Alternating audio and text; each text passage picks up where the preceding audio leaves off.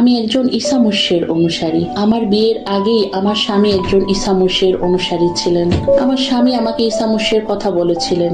আমি তার কথা বিশ্বাস করিনি। সে আমাকে একদিন একটি কিতাবুল মুকাদ্দাস উপহার দিয়েছিলেন। আমি মন থেকেও সেটা গ্রহণ করিনি। বিয়ের 6 মাস পর বাড়ি থেকে খবর আসলো আমার বাবা অনেক অসুস্থ, হসপিটালে ভর্তি।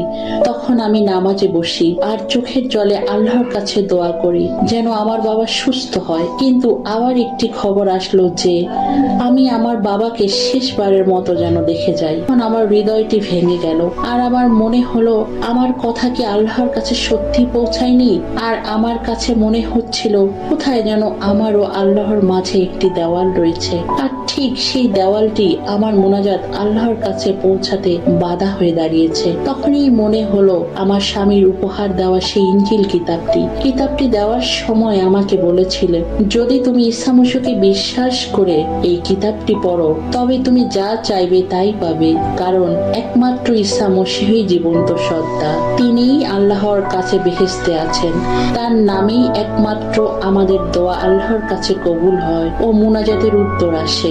আর দেরি না করে ধুলো ঝেড়ে কিতাবটি হাতে নিলাম আর পড়তে শুরু করলাম।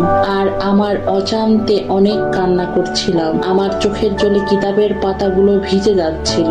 তখন আমি স্বপ্নের মতো দেখলাম কিভাবে আমার বাবা সুস্থ হচ্ছিলেন। আর হঠাৎ আমার হৃদয়ের ভিতরে একটি আনন্দ কাজ করছিল।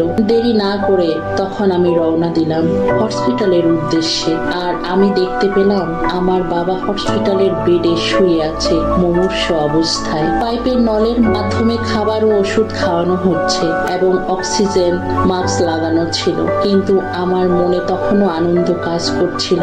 আর আমি তখনই বাবার কাছে গিয়ে বসলাম। পাশে বসে যখন বাবার হাতে হাত রাখলাম, বাবা একটু একটু করে চোখ খুললো আর ইশারা দিয়ে বলল আমি যেন তার অক্সিজেন মাস্ক খুলে দেই। আর আমি তাই করলাম। তখন বাবা আবার ইশারা দিয়ে বলল আমি যেন তাকে হাত ধরে উঠাই।